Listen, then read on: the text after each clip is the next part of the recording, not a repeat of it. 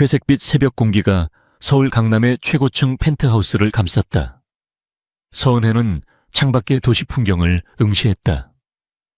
아래로 펼쳐진 화려한 도시는 한때 그녀의 세상이었지만 이제는 차갑고 낯선 전장이 되어버렸다. 은혜의 얼굴에는 고통이나 분노 대신 수년간의 고독과 치밀한 계획이 만들어낸 강철 같은 평온함만이 감돌았다. 그녀는 복잡하게 얽힌 운명을 스스로 풀어내기 위해 마지막 단계를 밟고 있었다. 그녀는 고작 2년 만에 투자 업계에서 무시할 수 없는 존재가 되었다.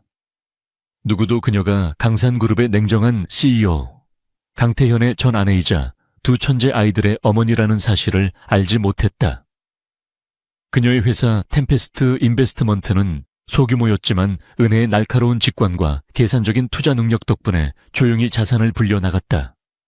이 모든 것은 오늘 밤을 위한 정교한 방패이자 칼이었다.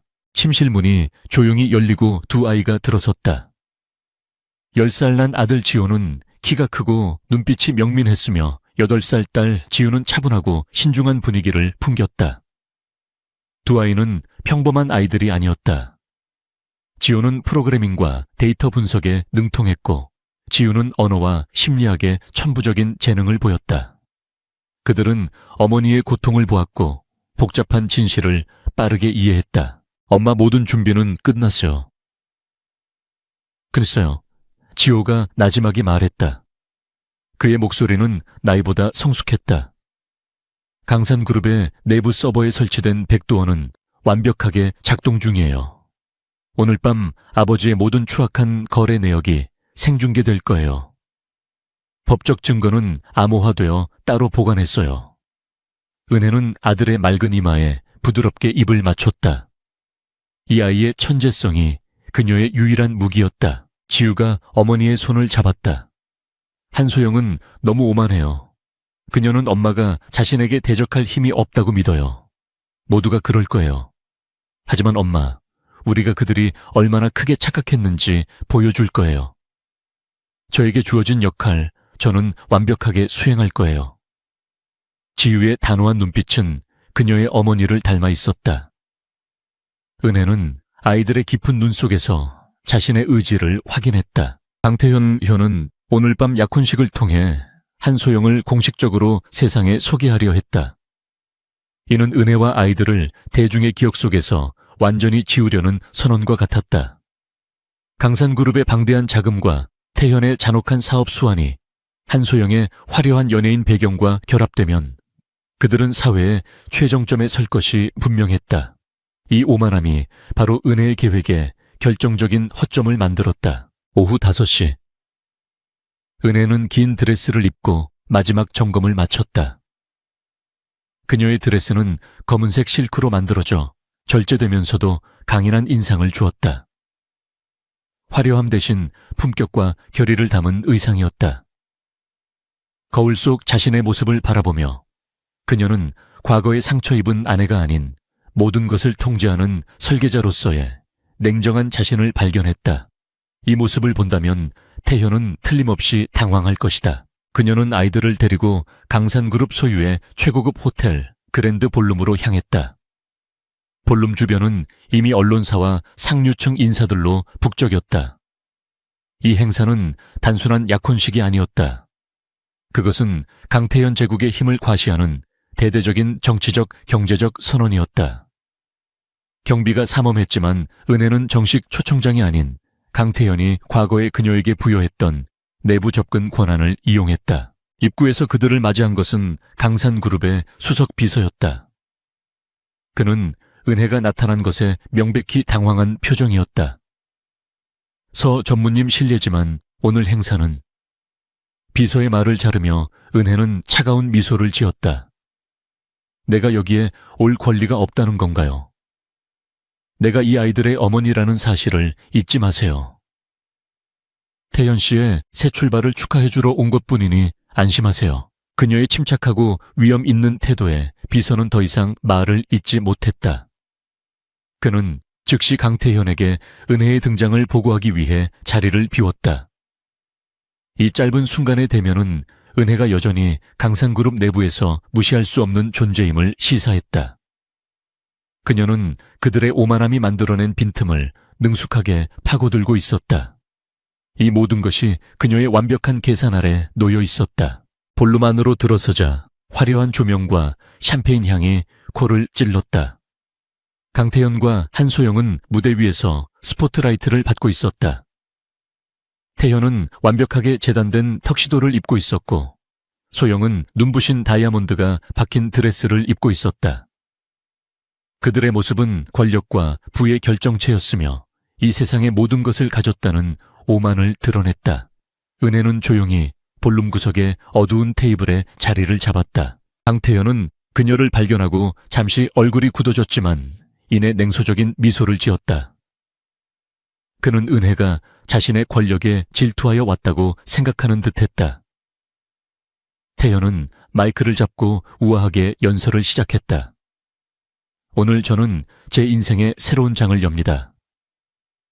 소영과 함께 강산그룹을 세계적인 수준으로 끌어올릴 것을 약속합니다. 그의 목소리는 확신과 지배력이 넘쳤다. 이때 지호와 지우는 마치 주변의 호화로움에 압도된 순진한 아이들처럼 행동하며 무대 근처로 조용히 이동했다. 지호는 손에 들고 있던 작은 태블릿 PC를 만지작거렸고, 지우는 순수한 눈빛으로 한소영을 바라봤다. 아무도 이 두 아이가 강산그룹의 네트워크 보안을 뚫고 들어간 해커이자 심리학자일 것이라고 상상하지 못했다. 모든 보안 요원은 성인들의 위협에만 집중하고 있었다. 강태현은 연설을 마치고 한소영과 공식적으로 약혼 반지를 교환하려 했다. 이 순간 지호는 태블릿에서 마지막 코드를 실행했다. 그 코드는 볼룸 전체의 오디오 및 비디오 시스템을 포함하여 강산그룹이 통제하는 모든 대형 스크린의 제어권을 탈취하는 명령이었다.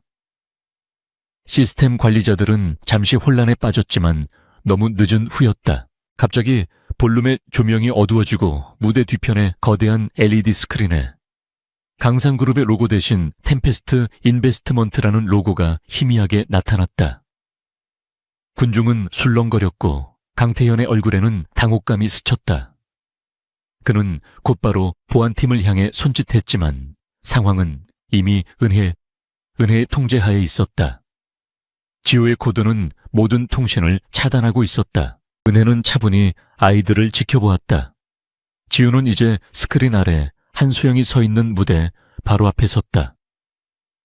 그녀의 작은 목소리가 볼룸 전체를 울렸다. 스크린과 연결된 마이크 시스템을 사용했기 때문이었다.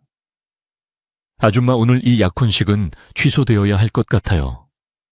왜냐하면 아줌마는 저희 아빠를 속이고 강산그룹을 파괴하려 했으니까요. 지우의 폭로가 시작되자 한소영은 충격을 받아 입을 다물지 못했다. 강태현은 격노하여 아이를 끌어내리려 했지만 이미 때가 늦었다.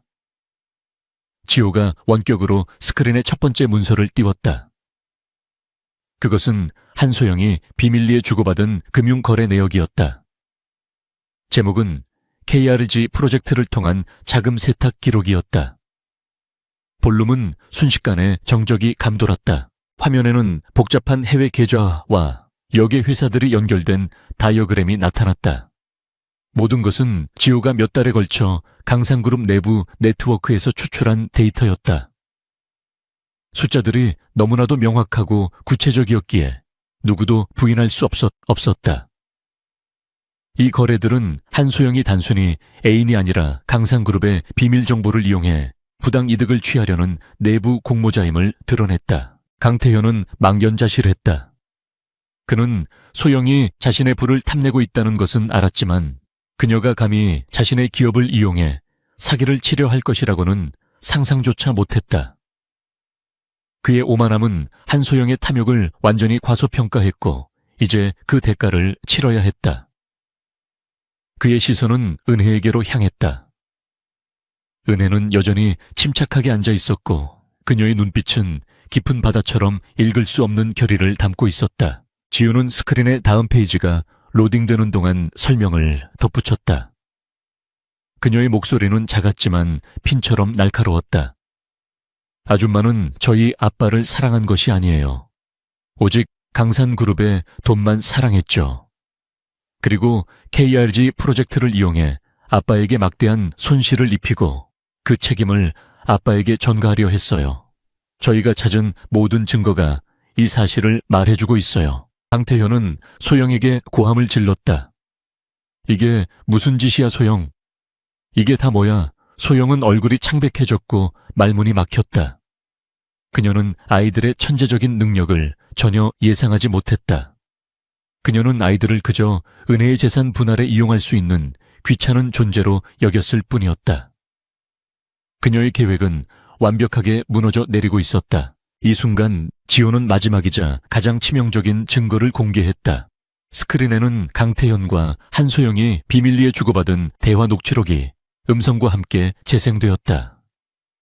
그 대화에는 태현이 은혜와 아이들을 깔보며 조롱하는 내용, 그리고 소영이 태현에게 KRG 프로젝트의 위험성을 알고도 강행하도록 부추기는 내용이 적나라하게 담겨 있었다. 녹취록이 끝나자 볼륨은 충격과 경악에 휩싸였다. 한소영은 무대에서 주저앉아 울기 시작했고 강태현은 얼굴이 붉게 달아올라 분노와 수치심에 몸을 떨었다. 그는 처음으로 상황이 자신의 통제를 완전히 벗어났음을 깨달았다. 그의 시선은 다시 한번 어둠 속에 앉아있는 은혜에게로 향했다. 그녀의 눈빛은 승리자의 것이었지만 냉혹하고 슬펐다. 은혜는 자리에서 일어났다. 그녀는 천천히 그러나 단호한 걸음으로 무대를 향해 걸어갔다. 그녀의 등장과 함께 볼륨의 모든 시선이 집중되었다. 마치 여왕이 폐허가 된 자신의 왕국으로 돌아오는 듯한 위엄이 느껴졌다. 강태현은 그녀의 새로운 모습을 보고 놀랐다. 과거의 나약하고 감성적인 아내가 아니었다. 그녀는 복수를 완성하러 온 강력한 상대였다. 그녀는 무대 옆에서 지호와 지유를 안아주었다. 그들의 작은 어깨에는 이제 승리의 책임감이 내려앉았다. 은혜는 아이들의 머리를 쓰다듬으며 조용히 속삭였다. 잘했어. 이제 엄마가 마무리할 시간이야. 그리고 그녀는 강태현과 한소영을 차례로 바라보았다. 그들의 눈빛에는 분노, 절망, 그리고 은혜에 대한 깊은 경멸이 뒤섞여 있었다. 은혜는 마이크를 잡고 군중을 향해 말했다.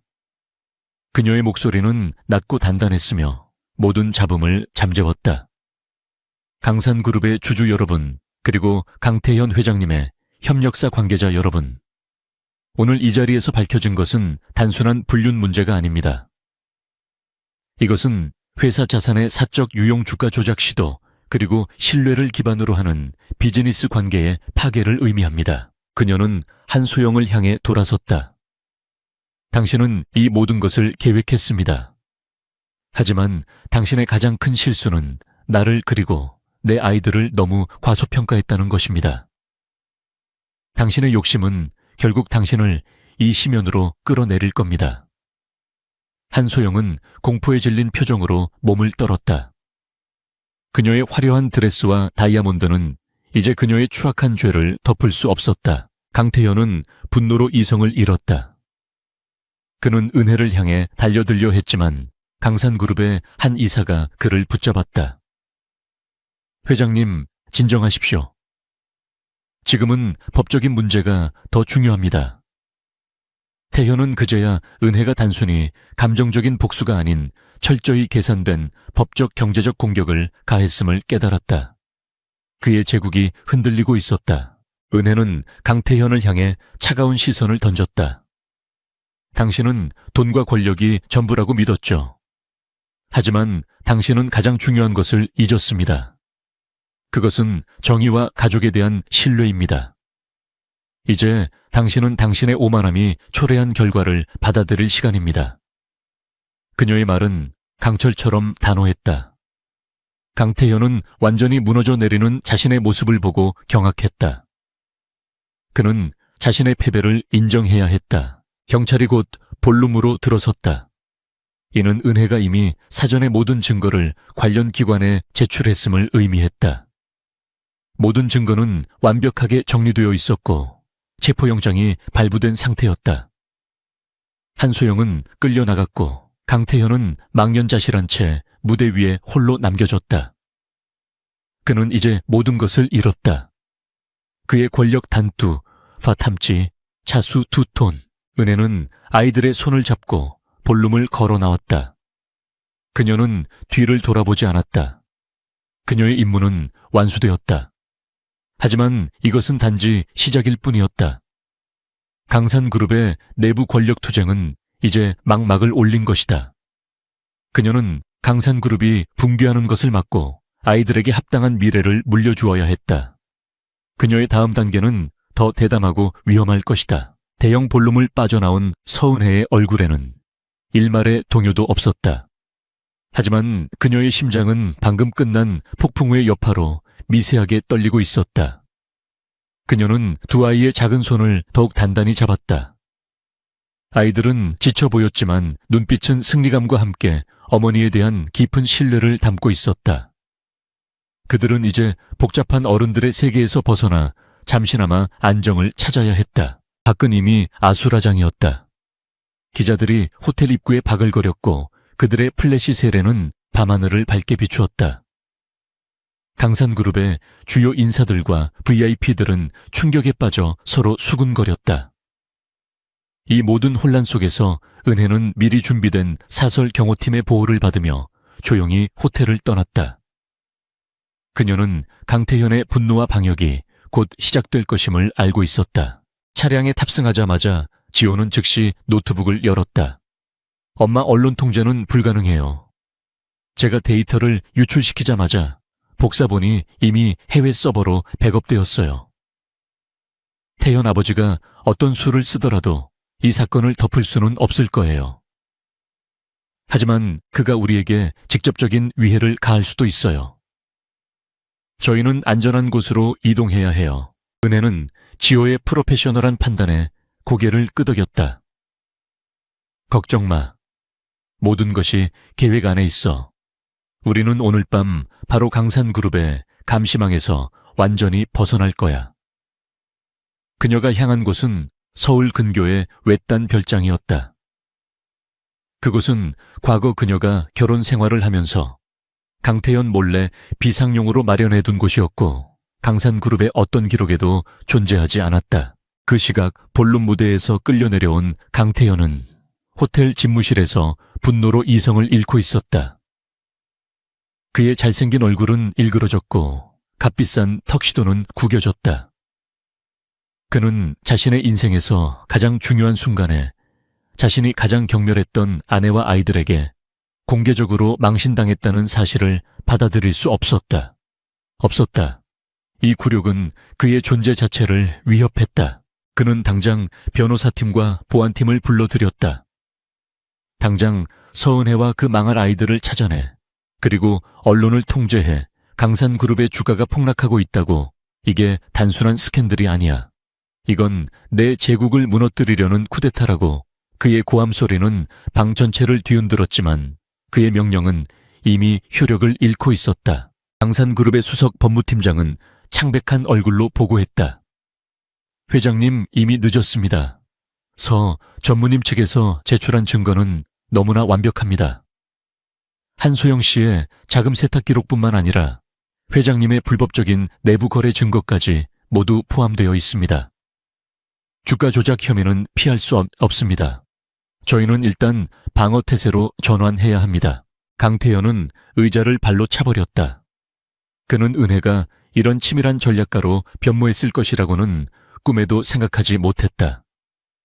그녀는 항상 감성적이고 순종적이었으며 강산그룹 경영에 전혀 관심이 없는 것처럼 보였다. 서은혜가 감히 그녀가 어떻게 이런 일을 할 수 있지? 그녀에게 이런 능력이 있을 리가 없어. 그의 오만함은 현실을 부정했다. 그는 은혜의 뒤에 거대한 배우 세력이 있다고 확신했다. 그러나 은혜의 준비는 그 모든 추측을 비웃었다. 그녀의 유일한 배우는 지호와 지우의 천재성이었고 그녀 자신이 수년간 밤을 새워 쌓아 올린 지식과 자본이었다. 그녀는 스스로를 재창조했고 이제 그 결실을 거두는 중이었다. 복수는 차가운 전략이었다. 별장에 도착한 은혜는 아이들을 재우고 조용히 서재로 향했다. 그녀는 벽에 걸린 대형 스크린에 강산그룹의 실시간 주가 차트를 띄웠다. 주가는 예상대로 폭락하고 있었다. 그녀의 계획의 두 번째 단계는 바로 이 경제적 혼란을 이용하여 강산그룹의 지배 구조를 흔드는 것이었다. 그녀는 이 기회를 놓칠 수 없었다. 그녀는 템페스트 인베스트먼트의 투자팀장에게 전화를 걸었다. 계획대로 진행합니다. 지금부터 강산그룹의 유동성 위기를 최대화하세요. 저희가 미리 확보해둔 공매도 포지션을 최대한 활용하세요. 동시에 강산그룹의 우량 자회사들에 대한 매수 포지션을 조용히 강화하세요. 모든 움직임은 은밀하고 신속해야 합니다. 투자팀장은 그녀의 단호한 목소리에 놀랐다. 대표님, 이렇게 노골적인 공격은 위험하지 않겠습니까? 강태현 회장이 가만히 있지 않을 겁니다. 은혜는 차가운 미소를 지었다. 강 회장은 지금 한소영과의 법적 문제와 주가 폭락을 수습하느라 정신이 없을 겁니다. 이것이 바로 우리가 이용해야 할 시간입니다. 승리자는 더 이상 주저하지 않습니다. 은혜는 창밖의 어둠을 응시했다. 그녀의 과거 결혼 생활은 겉으로 보기에는 완벽했지만 내부적으로는 강태현의 무관심과 경멸로 가득 차 있었다. 태현은 그녀를 장식품 이상의 존재로 보지 않았다. 그가 한소영에게 빠진 것은 단순히 욕정 때문이 아니라 자신의 지배적인 위치를 은혜에게 과시하려는 오만함 때문이었다. 결혼 생활 동안 은혜는 고의적으로 자신의 지성과 능력을 숨겼다. 그녀는 명문대 경영학과 출신이었지만 집안에서 육아와 사교 활동에만 전념하는 것처럼 행동했다. 이는 태현의 경계를 낮추는 가장 확실한 방법이었다. 그녀는 태현이 자신을 무시할 때마다 오히려 만족했다. 그럴수록 그녀의 계획은 더욱 은밀해지고 완벽해졌다. 이때 강태현의 절친한 동료이자 강산그룹의 공동 창립자 중 한 명인 박 이사로부터 은혜에게 비밀리에 연락이 왔다. 박 이사는 태현의 최근 행보에 염증을 느끼고 있었다. 그는 은혜의 강력한 복수극에 감명을 받았고 은혜에게 강산그룹 내부에 치명적인 정보를 넘겨주려 했다. 이는 은혜가 예상했던 핵심 동맹이었다. 서 전무님, 지금 상황은 제가 예상했던 것보다 훨씬 심각합니다. 강 회장은 KRG 프로젝트로 인해 그룹 자산에 막대한 구멍을 냈습니다. 이 사실을 숨기기 위해 그는 수년 전부터 불법적인 재무 조작을 해왔습니다.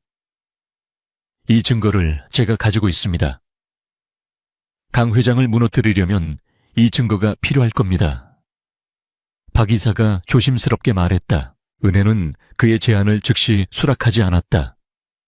그녀는 상대방의 동기를 철저히 분석해야 했다.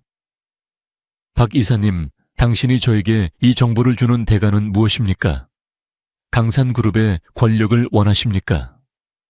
저는 당신의 진정한 의도가 무엇인지 명확하게 알고 싶습니다.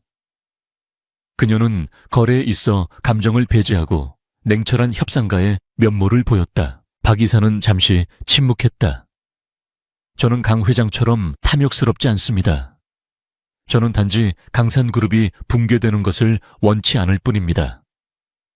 그리고 그가 이끄는 방식은 그룹 전체를 파멸로 몰고 갈 것입니다.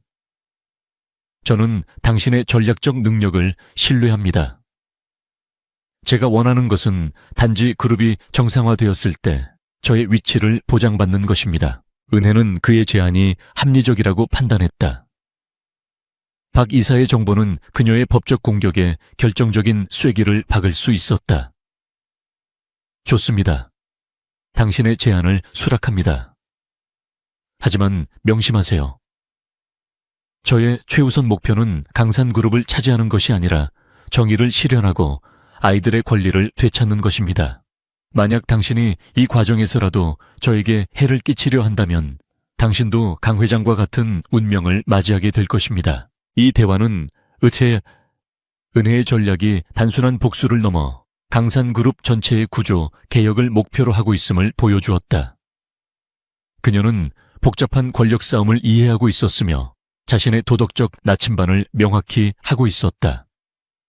이로써 그녀는 내부의 핵심 동맹을 확보하는 데 성공했다.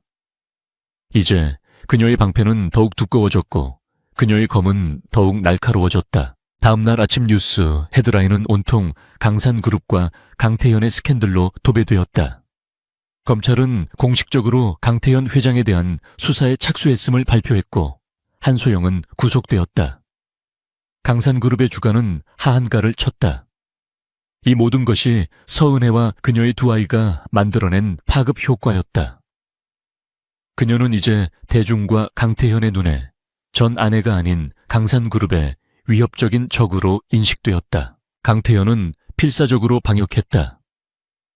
그는 가장 먼저 은혜의 비자금 통로인 템페스트 인베스트먼트를 공격하려 했다. 그는 언론을 통해 템페스트 인베스트먼트가 불법적인 내부자 거래를 통해 이익을 취했다고 주장하며 검찰에 역고발했다.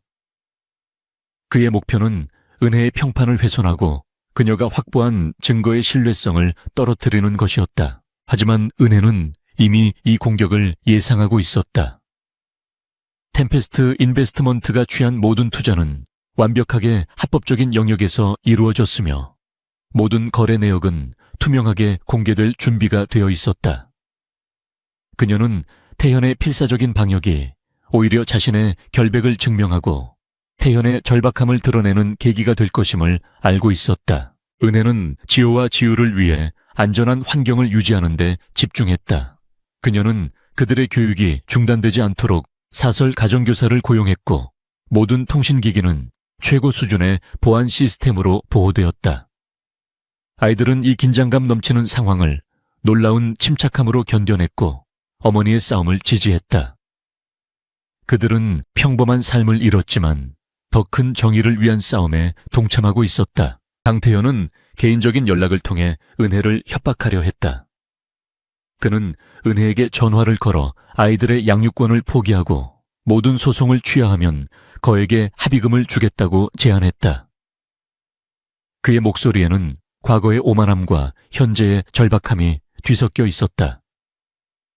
그는 여전히 은혜를 돈으로 매수할 수 있는 나약한 여성으로 착각하고 있었다. 은혜는 차분하고 단호하게 응답했다. 태연 씨, 당신은 여전히 현실을 직시하지 못하고 있군요. 이 싸움은 더 이상 돈 문제가 아닙니다.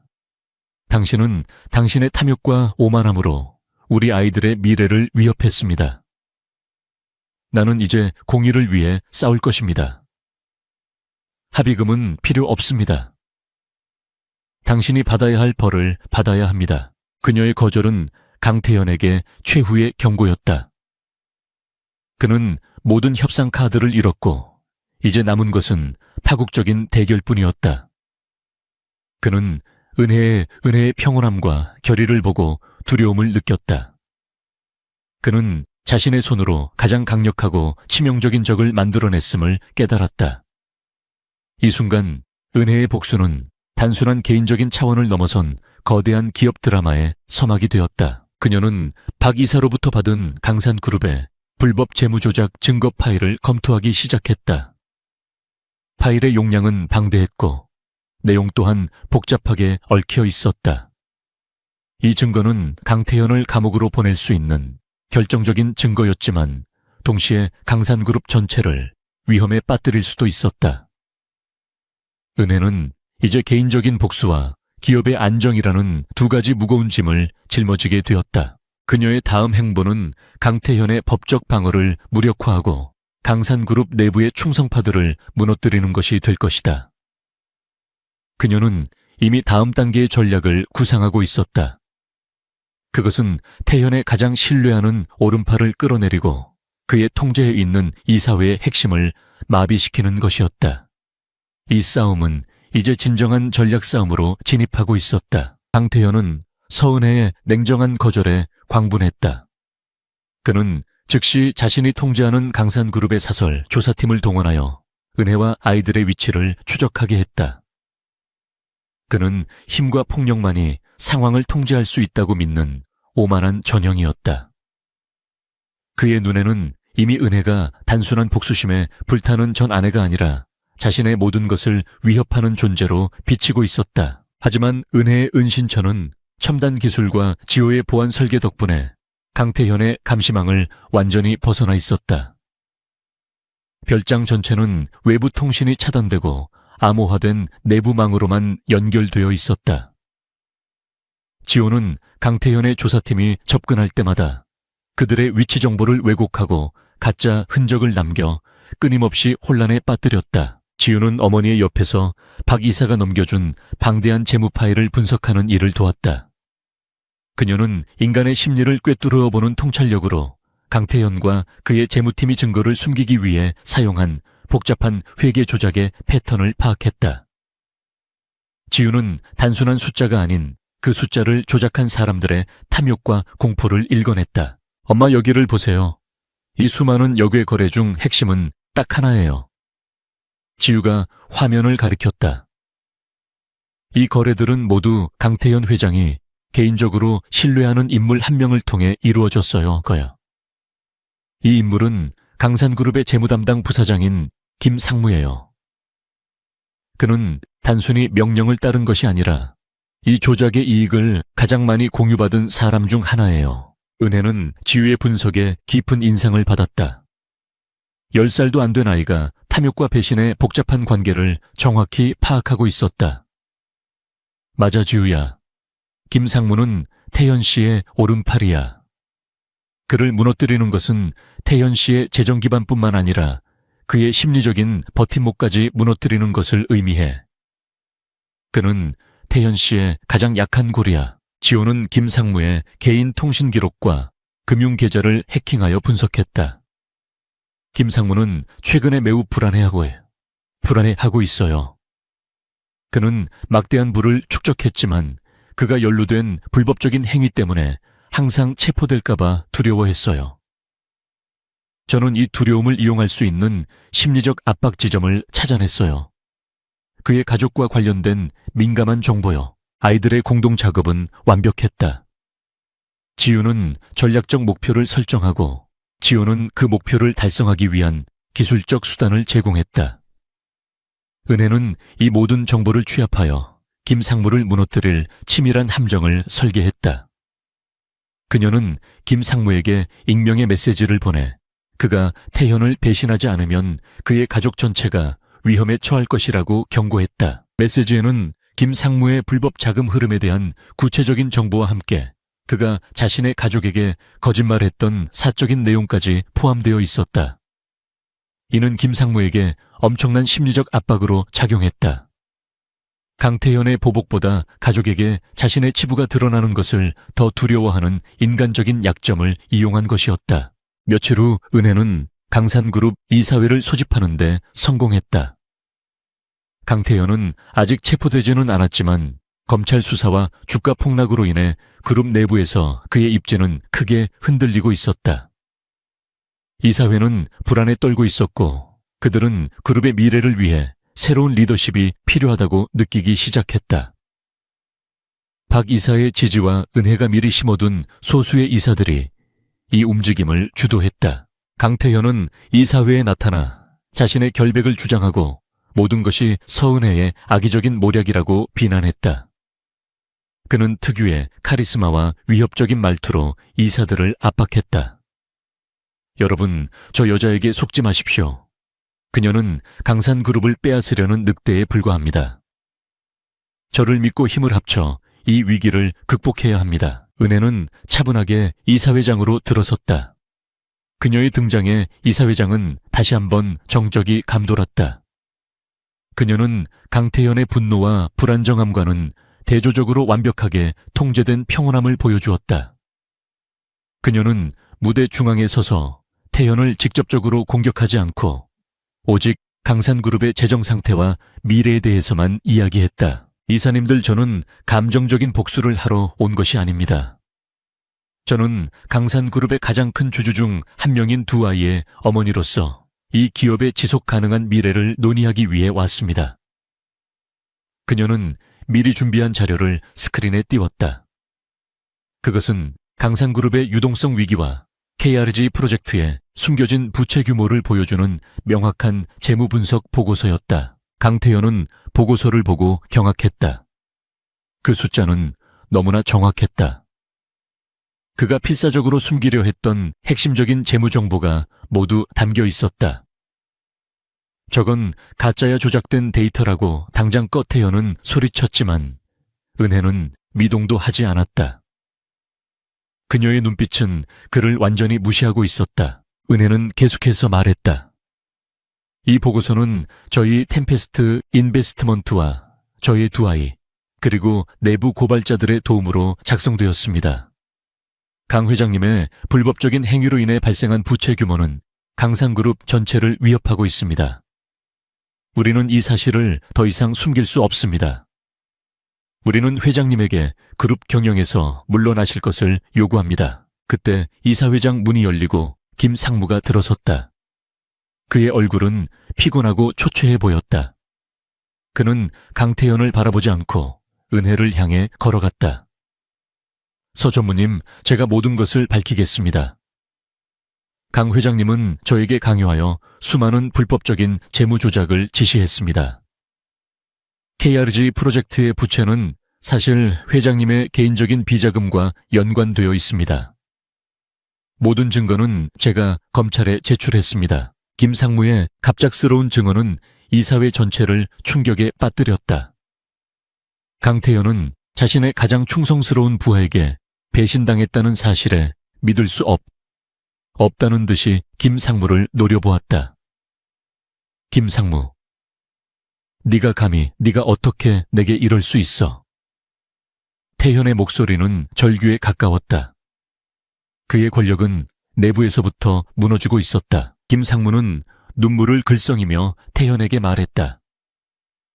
회장님, 저는 회장님을 존경했지만 저는 강 회장님의 탐욕 때문에 모든 것을 잃을 수는 없습니다. 저는 가족을 지켜야 합니다. 서 전무님은 저에게 사실을 말할 기회를 주셨습니다. 저는 이제 정의를 택할 것입니다. 그의 증언은 강태현의 모든 주장을 무력화시키는 결정적인 한 방이었다. 은혜는 김 상무를 보호하기 위해 미리 준비된 사설 경호팀을 배치했다. 그녀는 강태현의 분노와 폭력성을 알고 있었다.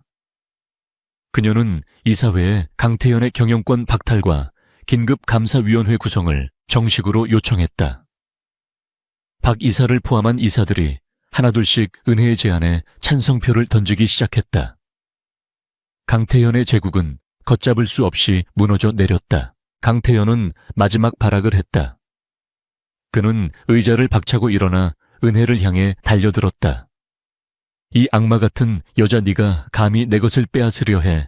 너도 절대로 무사하지 못할 것이다. 그러나 그의 행동은 이미 무의미했다. 이사회 경호원들이 즉시 그를 제지했고 그의 발악은 그의 패배와 절망만을 증명할 뿐이었다. 이사회는 만장일치로 강태현의 경영권을 일시 정지시키고 서은혜를 임시감사위원회 의장으로 선임했다. 은혜는 단 한 번의 직접적인 충돌 없이 오직 전략과 지능, 그리고 강태현의 오만함과 탐욕이라는 약점을 이용하여 승리했다. 그녀는 이사회장 중앙에 서서 조용하지만 단호하게 말했다. 강산그룹은 이제부터 투명하고 정의로운 방향으로 나아갈 것입니다. 그녀의 승리는 단순한 복수가 아니었다. 그것은 강산그룹이라는 거대 기업을 휩쓴 구조적인 부패를 청산하고 새로운 질서를 확립하는 과정이었다. 그녀는 아이들의 미래를 지키기 위해 시작했지만 이제는 기업 윤리와 사회 정의를 위해 싸우는 리더가 되어 있었다. 그녀의 차가운 전략은 결국 따뜻한 공의를 위한 것이었다. 밤이 깊어지자 은혜는 별장으로 돌아와 잠든 아이들을 바라보았다. 지호와 지우는 세상에서 가장 강력한 무기를 가진 작은 전사들이었다. 그들의 천재성은 어머니의 복수를 도왔을 뿐만 아니라 그들 자신의 정의감을 실현하는 수단이 되었다. 은혜는 그들의 평온한 얼굴을 보며 깊은 안도감을 느꼈다. 그녀는 아직 모든 것을 해결한 것은 아님을 알고 있었다. 강태현은 법적으로 구속되지는 않았지만 이미 모든 것을 잃은 절망적인 상태였다. 이런 사람은 예측 불가능한 마지막 발악을 할 가능성이 높았다. 은혜는 강태현의 마지막 움직임을 예상하고 아이들을 보호할 궁극적인 계획을 준비해야 했다. 그녀는 지호에게 메시지를 보냈다. 지호야, 이제 마지막 방패를 준비할 시간이야. 아버지가 가장 소중하게 생각했던 그 비밀 금괴에 접근할 수 있는 방법을 알려줘. 그것이 우리의 최종 방어선이 될 거야. 그녀는 강태현이 가장 집착했던 개인적인 비밀이 무엇인지 알고 있었다. 그것이 바로 그의 마지막 약점이었다. 강태현은 이사회에서 쫓겨난 후 분노와 함께 깊은 절망감에 빠졌다. 그는 자신의 개인 집무실에 틀어박혀 세상과의 접촉을 끊었다. 그의 세상은 서은혜라는 한때 자신이 경멸했던 여성에 의해 산산조각 났다. 그는 이제 자신이 구축했던 모든 권력과 명예가 얼마나 허술한 모래성 위에 세워져 있었는지 깨닫기 시작했다. 그는 김상무의 배신이 가장 큰 타격이었다. 김상무는 단순히 재무 정보를 넘긴 것이 아니라 강태현이 은밀히 진행했던 수많은 불법 행위의 증인으로 나섰다. 이로 인해 검찰 수사는 급물살을 탔고 강태현은 꼼짝없이 법의 심판대에 서게 될 운명이었다. 그의 절친한 동료들마저 그를 외면하기 시작했다. 한편 서은혜는 임시감사위원회 의장으로서 강산그룹 내부의 부패 청산 작업에 착수했다. 그녀의 첫 번째 임무는 강태현의 충성파들을 그룹의 핵심 보직에서 해임하고 투명하고 능력 있는 인사들로 교체하는 것이었다. 그녀는 이 과정에서 일체의 감정이나 사적인 복수심을 배제하고 오직 효율성과 윤리만을 기준으로 삼았다. 우체하샤. 은혜의 리더십은 예상 밖이었다. 그녀는 직원들에게 강압적이지 않았지만 모든 결정은 빠르고 단호했다. 그녀의 지시에는 언제나 명확한 데이터와 법적 근거가 따랐다. 강산그룹의 직원들은 처음에는 그녀를 경계했지만 곧 그녀의 프로페셔널함과 그룹을 안정시키려는 진정한 의지에 점차 신뢰를 보내기 시작했다. 강태현은 은혜의 이러한 행보를 조용히 지켜보고 있었다. 그는 그녀가 단지 복수심에 불타 그룹을 파괴할 것이라고 예상했지만 은혜는 오히려 그룹을 재건하고 있었다. 이 사실은 그의 자존심에 더 큰 상처를 입혔다. 그는 자신이 실패한 곳에서 은혜가 성공하는 모습을 견딜 수 없었다. 그의 질투와 분노는 곧 위험한 집착으로 변했다. 그는 마지막 남은 비공식적인 수단들을 동원했다. 강태현은 자신의 경호팀 중 가장 충성스러운 몇 명을 비밀리에 불러들였다. 그는 은혜가 자신을 파괴한 것처럼 은혜의 가장 소중한 것을 공격하여 그녀에게 똑같은 고통을 주기로 결심했다. 그의 목표는 명확했다. 바로 그의 두 아이 지호와 지유였다. 서은혜에게 경고 메시지를 보내야 해. 그녀가 모든 것을 멈추지 않으면 그녀의 천재적인 아이들이 더 이상 이 세상에 존재할 수 없다는 것을 깨닫게 해줘야 한다. 강태현은 눈빛에 광기를 띠며 명령했다. 그는 이제 합리적인 판단 능력을 완전히 상실하고 오직 복수심에 이끌리는 위험한 인물이 되어 있었다. 은혜는 이러한 강태현의 광기를 예상하고 있었다. 그녀는 지호에게서 받은 정보를 바탕으로 강태현의 마지막 비밀, 금괴에 접근하기 위한 계획을 실행에 옮겼다. 이 금고는 강태현이 자신의 가장 치명적인 약점이라고 생각하는 것을 숨겨둔 곳이었다. 바로 그의 사업가로서의 도덕적 결함을 결정적으로 증명하는 자료였다. 지호는 아버지의 집무실 보안 시스템을 원격으로 해제하는 데 성공했다. 강태현이 집무실을 비운 틈을 타 은혜는 미리 고용한 사설 보안 전문가와 함께 잠입했다. 그녀의 목표는 단순했다. 금고 안의 증거물을 확보하고 강태현이 아이들에게 위해를 가하려 할 경우 사용할 수 있는 최후의 협상 카드를 마련하는 것이었다. 집무실은 여전히 강태현의 지배적인 분위기로 가득 차 있었다.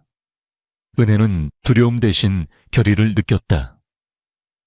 그녀는 아이들의 안전을 위해 이 위험한 임무를 수행해야 했다.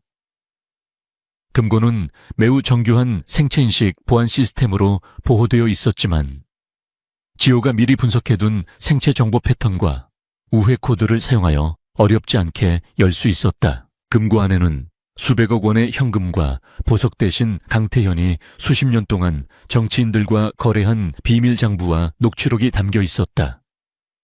이 자료들은 강태현이 강산그룹을 확장하기 위해 어떻게 조직적인 로비와 부패를 저질러 왔는지 상세히 기록하고 있었다. 이것은 단순한 기업 비리가 아닌 국가적인 스캔들이 될 수 있는 증거였다. 은혜는 이 자료들을 복사하여 암호화된 서버에 안전하게 보관했다. 그녀는 이 증거들을 즉시 공개하지 않기로 결정했다. 이 증거는 강태현을 완전히 무너뜨릴 수 있었지만 동시에 정치권 전체를 뒤흔들어 강산그룹에 대한 더 큰 보복을 초래할 수 있었다. 그녀는 신중해야 했고 이 카드는 오직 아이들의 안전을 위한 최후의 방패로만 사용해야 했다. 잠입 작전이 성공적으로 끝난 직후 강태현의 충성파 경호팀이 은혜의 별장으로 접근하기 시작했다. 그들은 지호가 남긴 가짜 위치 정보에 속아 넘어가지 않고 더욱 치밀한 방식으로 은혜의 통신 흔적을 추적했다. 지호는 즉시 이 위협을 감지하고 어머니에게 경고했다. 엄마 아버지가 보낸 사람들이에요. 그들은 무장하고 있고 숫자가 많아요. 지금 즉시 이곳을 떠나야 해요. 은혜는 이미 이 상황을 예상하고 있었다. 그녀는 아이들과 함께 미리 준비해둔 비상탈출 터널을 통해 별장을 빠져나왔다. 별장 지하에는 은혜가 수개월 전에 비밀리에 건설해둔 안전가옥과 연결되는 터널이 있었다. 이 터널은 강태현의 어떤 감시 시스템으로도 감지되지 않도록 정교하게 설계되었다. 강태현의 경호팀이 별장에 들이닥쳤을 때 그곳은 이미 텅 비어 있었다. 경호팀장은 격분하여 강태현에게 이 사실을 보고했다. 강태현은 이제 자신의 모든 수단이 서은혜에 의해 예상되고 무력화되고 있음을 깨닫고 절망했다. 서은혜, 그녀는 내가 아는 사람이 아니야. 그녀는 괴물이야. 그의 목소리는 두려움에 떨렸다. 은혜는 아이들과 함께 새로운 안전가옥으로 이동했다. 이곳은 서울 도심의 평범한 아파트 건물 안에 숨겨져 있었고 외부에서는 전혀 눈에 띄지 않았다. 그녀는 강태현의 관계가 최고조에 달했음을 알고 있었기에 아이들의 안전을 확보하는 것이 가장 시급한 과제였다. 그녀의 모든 행동은 이제 완벽한 방어 전략에 집중되었다. 이때 강태현은 법정에서 한소영의 구속적 부심 심사에 대한 충격적인 소식을 들었다. 한소영은 구속 상태에서도 끊임없이 강태현에게 책임을 전가하고 있었다. 그녀는 검찰 조사에서 강태현이 KRG 프로젝트를 통해 비자금을 조성하고 자신에게 책임을 뒤집어 씌우려 했다고 진술했다. 그녀의 배신은 강태현을 더욱 고립시켰다. 강태현은 법적, 재정적, 그리고 개인적으로 완전히 고립되었다. 그는 자신의 변호사들에게도 불신을 드러냈고 모든 것을 스스로 해결하려 했다. 그의 몰락은 이미 돌이킬 수 없는 상황이었다. 그러나 그의 오만함은 그를 완전히 붕괴시키지 않았다. 대신 그에게 마지막 광기 어린 투쟁심을 불어넣었다. 은혜는 강산그룹 임시감사, 위원회 의장으로서 강태현이 그룹에 끼친 재정적 손실에 대한 손해배상 청구 소송을 제기했다.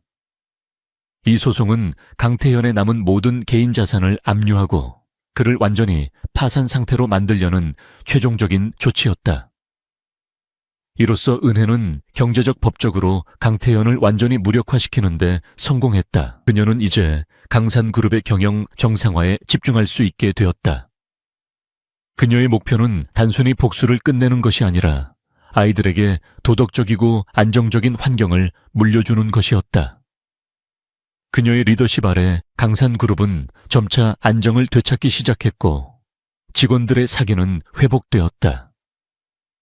은혜는 강철 같은 의지와 따뜻한 모성애를 겸비한 리더로 자리매김했다. 강태현은 자신의 모든 것이 서은혜의 손아귀에 들어갔음을 깨닫고 마지막으로 은혜에게 전화를 걸었다. 그의 목소리는 절망과 분노, 그리고 미세한 두려움이 뒤섞여 있었다. 서은혜, 너는 결국 승리했어. 하지만 너는 나를 너무 쉽게 봤어. 내가 가진 마지막 카드, 너는 그것을 막지 못할 것이다. 내게서 모든 것을 빼앗았으니 너도 모든 것을 잃게 될 것이다. 은혜는 차분히 전화를 끊었다. 그녀는 태연의 마지막 발악이 무엇을 의미하는지 알고 있었다. 그것은 아이들을 향한 물리적인 위협이었다. 하지만 그녀는 이미 모든 것을 예상하고 준비했다. 그녀의 손에는 강태연의 마지막 비밀, 금고에서 확보한 그가 가장 두려워하는 증거가 있었다. 이 증거가 아이들의 최후의 방패가 될 것이다. 강태연의 마지막 경고 전화는 서은혜에게 불길한 예감으로 다가왔다. 그녀는 이제 그가 이성적인 판단을 완전히 잃었으며 아이들을 공격하는 것 외에는 다른 출구가 없다고 믿고 있음을 확신했다. 그러나 은혜는 이미 강태연의 절망적인 행동 방향을 계산해 두었다. 그녀의 준비는 단순한 방어를 넘어 강태연의 모든 움직임을 역이용하는 전략이었다. 그녀는 안전, 가옥의 보안 시스템을 재점검하며 아이들에게 상황의 심각성을 설명했다.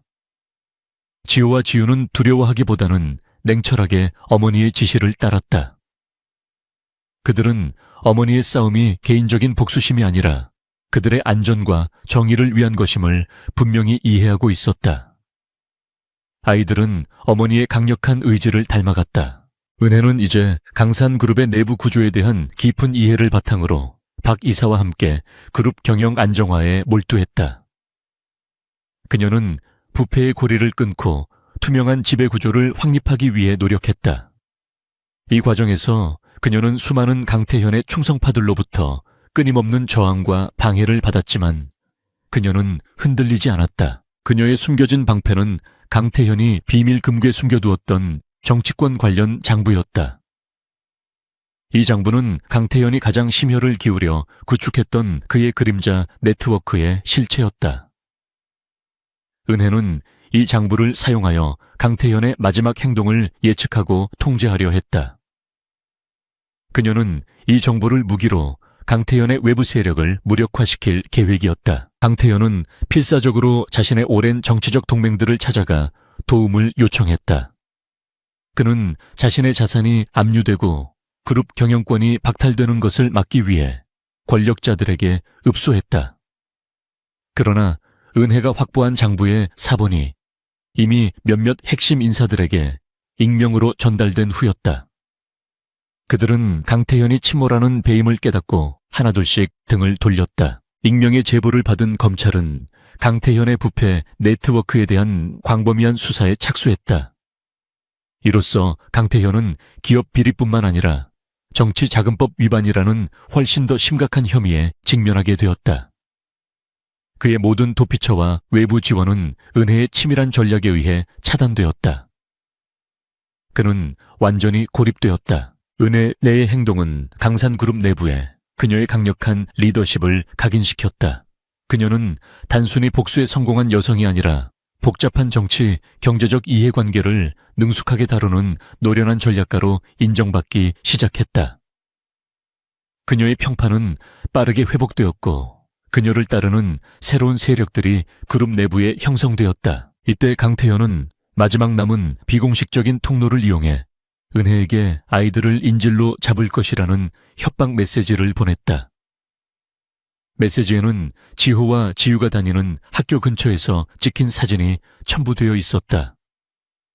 이는 강태현이 여전히 아이들의 일거수일투족을 감시하고 있음을 보여주는 섬뜩한 증거였다. 은혜는 이 메시지를 받고 잠시 동안 분노와 공포에 사로잡혔지만 곧바로 이성을 되찾았다.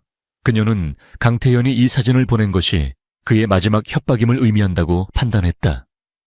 그는 자신이 궁지에 몰렸음을 알고 있었고 이 협박이 통하지 않으면 실제로 아이들을 해칠 수도 있었다. 은혜는 즉시 방역에 나섰다. 그녀는 강태현에게 전화가 아닌 공중된 변호사를 통해 공식 서한을 보냈다. 서한에는 강태현이 비밀 금괴에 숨겨두었던 정치 비자금 장부의 내용이 상세히 언급되어 있었다. 그리고 명확하게 경고했다. 만약 아이들에게 조금이라도 위해가 가해진다면 이 장부의 사본은 즉시 국내외 모든 언론과 수사기관에 공개될 것이다. 이 협박은 강태현에게 치명적이었다. 그는 자신의 모든 죄가 만천에 드러나고 그로 인해 그의 배후 세력들까지 무너질 수 있음을 깨달았다. 그는 자신의 사업가적 야망과 함께 자신의 생존 자체를 위협하는 결과를 초래할 수 없었다. 은혜는 강태현의 두려움, 즉 권력 상실에 대한 두려움을 역이용하는 데 성공했다. 강태현은 잠시 동안 망설였다. 그는 아이들을 인질로 잡는 것이 자신의 모든 것을 날려버릴 수 있는 마지막 도박임을 알고 있었다. 그는 결국 광기 속에서 잠시나마 이성을 되찾았다. 그는 서은혜와의 싸움에서 자신이 질 수밖에 없음을, 그녀의 전략이 자신의 폭력보다 훨씬 강력함을 인정해야 했다. 은혜는 강태현의 침묵을 그의 항복 선언으로 받아들였다. 그녀는 아이들의 안전을 확보하는 것이 최우선이었기에 강태현을 완전히 파괴하는 것보다 그의 행동을 통제하는 것을 선택했다. 그녀는 강태현에게 마지막 거래를 제안했다. 당신이 아이들의 안전을 보장한다면 나는 당신의 정치비리 장부를 공개하지 않을 것이다. 그리고 당신이 법정에서 진실을 말하도록 도울 것이다. 이 제안은 강태현에게 뜻밖의 구원처럼 느껴졌다. 그는 이미 모든 것을 잃었지만 최소한 자신의 목숨과 명예의 일부라도 구할 수 있는 기회였다. 그는 은혜의 제안을 받아들였다. 강태현은 그의 오만함이 아닌 그의 두려움 때문에 결국 은혜의 전략에 굴복하게 되었다. 그는 은혜에 의해 강력한 통제하에 들어섰다. 은혜는 이 거래를 통해 아이들의 안전을 확보했을 뿐만 아니라 강산그룹을 청산하는 과정에서 강태현의 협력을 얻어낼 수 있었다. 그녀는 강태현이 법정에서 자신의 죄를 인정하고 한소영과의 공모관계를 명확히 밝히도록 유도했다. 이로써 그녀의 복수는 사적인 복수를 넘어 법적 정의의 승리로 완성되었다. 강태현은 법정에서 모든 것을 인정했다. 그는 자신의 탐욕과 오만함으로 인해 강산그룹과 가족에게 끼친 피해에 대해 사과했다. 그의 증언은 한소영에게 결정적인 유죄 판결을 내리는 데 기여했으며 강산그룹 내부의 부패 세력을 청산하는 데 중요한 역할을 했다. 그의 몰락은 드라마틱했지만 결국 그는 자신의 잘못을 인정했다. 은혜는 법정을 나오면서 수많은 기자들의 질문 세례를 받았다. 그녀는 평소와 같이 차분하고 단호하게 말했다. 저의 목표는 복수가 아니었습니다. 저와 아이들의 삶 그리고 강산그룹의 미래를 위한 정의와 안정을 찾는 것이었습니다. 이제 저희는 새로운 시작을 할 수 있게 되었습니다. 그녀의 승리는 완벽했다. 법정에서의 공개적인 인정 이후 강태현의 추락은 가속화되었다. 그는 모든 경영권을 박탈당하고 개인 자산 대부분이 강산그룹에 대한 손해배상금으로 압류되었다. 한소영은 중형을 선고받고 구속되었으며 그녀의 화려했던 연예계 경력은 완전히 파탄났다. 정의의 심판은 차갑고도 엄격하게 집행되었다. 강태현은 이제 세상의 모든 것을 잃은 채 작고 낡은 아파트에서 홀로 지내게 되었다. 그의 주변에는 과거 그를 따르던 수많은 인물 중 단 한 명도 남아있지 않았다. 그의 몰락은 그가 평생 신봉했던 권력과 부가 얼마나 덧없는 것인지 극명하게 보여주었다. 그의 오만함은 결국 그를 이 심연으로 몰아넣었다. 서은혜는 강산그룹의 임시 경영을 맡아 그룹 재건에 총력을 기울였다. 그녀는 그룹의 핵심 비즈니스 모델을 재정립하고 투명성을 높이는 대대적인 개혁을 단행했다. 그녀의 탁월한 경영 능력과 도덕적인 리더십은 투자자와 시장으로부터 폭넓은 지지를 얻기 시작했다. 강산그룹의 주가는 회복세를 보이며 안정을 되찾았다. 그녀의 옆에는 박 이사를 비롯한 개혁적인 이사들과 강산그룹의 젊고 유능한 인재들이 모여들었다. 그들은 은혜를 중심으로 뭉쳐 강산그룹을 과거의 부패한 이미지를 벗고 윤리적인 기업으로 탈바꿈시키는데 헌신했다. 은혜의 싸움은 이제 복수를 넘어 기업 지배 구조의 모범 사례를 만드는 사회적 책임으로 확대되었다. 어느 날 강태현은 마지막 남은 돈으로 비행기 표를 끊고 해외로 도피하려 했다. 그는 법의 심판을 피하고 익명으로 살아가고자 했다. 그의 내면에는 여전히 자신의 죄를 인정하지 않으려는 회피 심리가 남아있었다. 그는 자신의 몰락이 오직 서은혜의 치밀한 계략 때문이라고 스스로를 합리화하고 있었다. 그러나 공항에 도착했을 때 강태현은 경찰에 의해 체포되었다. 은혜가 확보해두었던 강태현의 정치비리, 장부의 사본이 익명으로 국경통제기관에 전달되었던 것이다. 이 장부에는 강태현이 해외 도피를 시도할 경우 그가 과거에 저지른 국제적인 자금 세탁 혐의가 즉시 활성화되도록 설정되어 있었다. 이는 은혜가 강태현에게 주었던 마지막 자비와 경고였다. 그녀는 장부를 공개하지 않기로 약속했지만 그의 탈선 행동을 막기 위해 모든 대비책을 마련해 두었다. 그녀는 강태현이 단순히 도망치는 것을 허용하지 않았다. 그는 자신의 죄에 대해 책임을 지고 법의 심판을 받아야만 했다. 강태현은 경찰에 붙잡히면서 서은혜를 향한 증오와 함께 깊은 경악을 느꼈다. 그는 마지막 순간까지도 자신의 모든 움직임이 그녀의 손바닥 안에 있었다는 사실을 깨달았다. 그는 그녀가 이토록 냉철하고 완벽한 전략가로 변모한 것에 대해 진심으로 두려움을 느꼈다. 그의 패배는 완전하고 굴욕적이었다. 그의 체포 소식은 강산그룹의 경영 안정화에 마지막 쐐기를 박았다. 그룹은 이제 완전히 강태현의 그늘에서 벗어났으며 은혜의 리더십은 확고해졌다. 그녀는 임시감사위원회 의장직에서 물러나지 않고 정식으로 그룹 회장직에 출마하여 압도적인 지지율로 선출되었다.